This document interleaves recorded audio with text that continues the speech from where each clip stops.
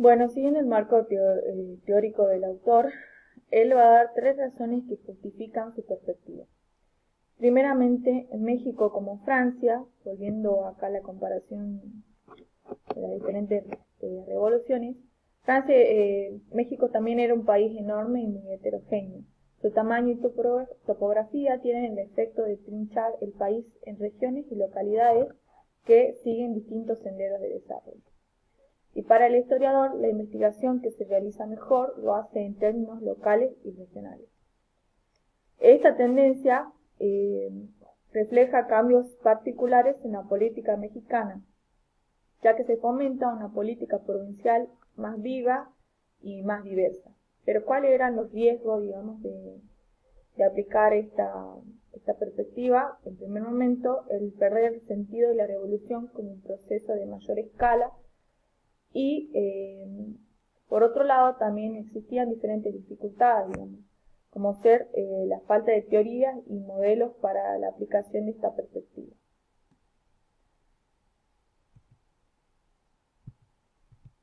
Para ello presenta un modelo que involucre el análisis del Estado y de la sociedad en diferentes situaciones revolucionarias.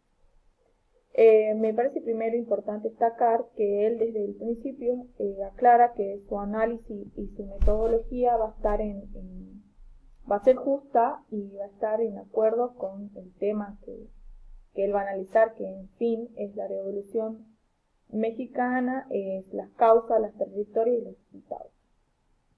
Como base para un análisis macro, si se quiere, va a utilizar la propuesta de Van Jong y va a hacer una suerte de analogía con lo que propone Karl Marx en tanto a clases Forsyth, por ejemplo, son clases que sí tienen conciencia de clases y actúan conforme a su solidaridad clasista, y clases Samsung, que son clases que se han formado y tienen una realidad socioeconómica, aun si sus miembros no se han dado cuenta de su membresía. Entonces, como base para este análisis, digamos, macro, él va a utilizar el modelo tripartito de las regiones propuesto por Friedrich Kast, en donde distingue entre un norte, un centro y un sur de México, ¿no? Un norte caracterizado por una población escasa, que esto le permitió una mayor autonomía en cuanto a las políticas de Estado. Igual esta región era la más extensa en todo México, y además era una región fronteriza con los Estados Unidos, ¿no? Luego está el centro, que el centro está densamente poblado y que hacia 1910 albergaba el 60% de la población.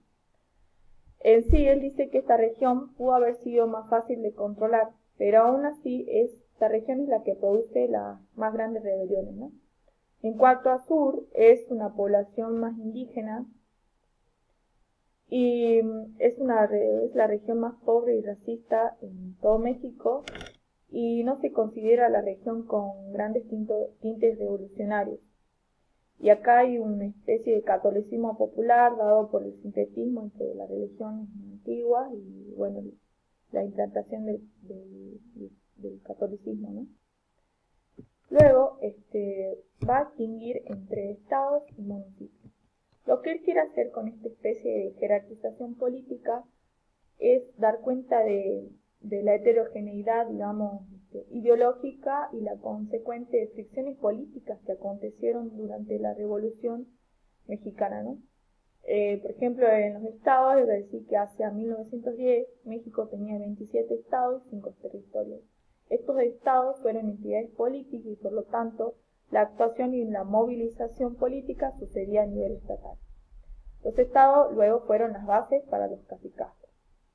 Luego están los municipios, que él lo considera como una unidad de análisis muy importante porque son o están políticamente definidos, están marcados en el mapa. Fueron unidades políticas formales con sus autoridades correspondientes, que durante el periodo del Porfiriato eran jefes y luego, después de la Revolución, de allí, de los municipios, salían los presidentes electos.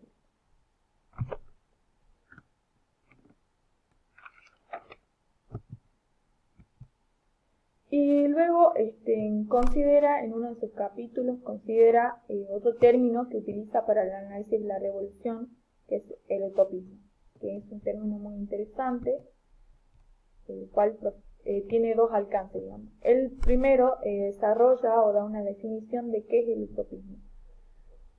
El utopismo propone una sociedad alternativa radicalmente distinta a la sociedad contemporánea. Estos proyectos utopistas no buscan una mejora modesta, sino que buscan la transformación total de la sociedad, que va a resultar de un universo social nuevo. Él dice que tiene dos alcances de utopismo. El utopismo minimalista, que es de tipo local, limitado, y que no representa una amenaza, si se quiere, a la sociedad. Como ejemplo da un ejemplo, digamos, de utopismo minimalista serían las comunidades Amish, dado que estas comunidades han rechazado, digamos, la introducción de la tecnología moderna, dado que su historia termina en el siglo XVI, ¿no? Luego está el utopismo maximalista, que es amplio y es un utopismo que abarca mucho más, tiene tintes filosóficos y tiene que ver con la gran teoría que también ha sido ensayada en la práctica. También este tipo de utopismo va a representar un temor para la sociedad, digamos, y va a estar sujeto a sospechas y a censura por parte del Estado. Y bueno, la característica principal de este utopismo maximalista busca la transformación total y radical de la sociedad.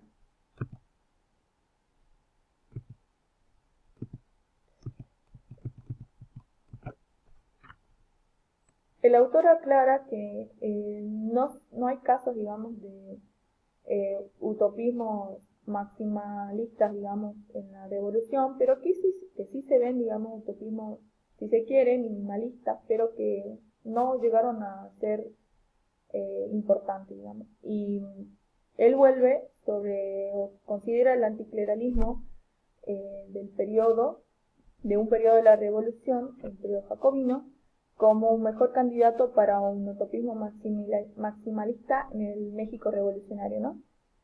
Pero también aclara que no es un utopismo socioeconómico y lo compara con su pariente ideológico con los jacobinos de Francia, en donde creían que México necesitaba una revolución ideológica que los liberara de las rancias ideas y prácticas del pasado. Que bueno, a esto está íntimamente ligado, digamos, la iglesia, ¿no? Y que consideraban que la iglesia era contrarrevolucionaria y que luego, solo después de derrocar la iglesia, el Estado se podía afianzar y podía prosperar. Y bueno, un fiel promotor de este programa jacobino fue Calles. Por eso lo pongo en la primera imagen, digamos, como él es Calles, los dos. Bueno, el que está a la izquierda es Calles, ¿no? Que es el que propone, digamos, este programa jacobino, ¿no?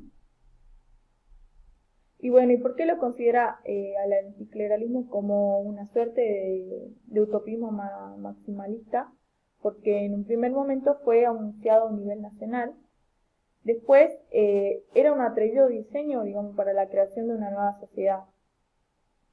Y además se consideraba también como un arma política, que tuvo sus instituciones y sus agencias, y también sus expresiones culturales.